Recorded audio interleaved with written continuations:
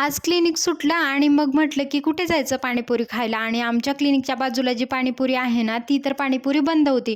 मग मी मॅमना म्हटलं, "मॅम आपण ज्या रोडला जातो ना घरी जाताना तर तिथेच एक पाणीपुरीवाले ते भैय्या असतात. त्यांची खूप टेस्टी पाणीपुरी आहे आणि मी खूप दिवसापूर्वी खाल्लेली, तर आज आपण तिथे जाऊयात." आणि मग नंतर आम्ही तिथे निघालो जाण्यासाठी. वाकडमध्ये जर तुम्ही राहत असाल तर कॉटन किंगचं एक शॉप आहे आणि इथेच आम्ही आलो होतो. त्याच्या नेमकंच अपोजिट साईडला दररोज हे भैय्या असतात जे पाणीपुरी बनवतात. ते खूप टेस्टी त्यांची पाणीपुरी आहे.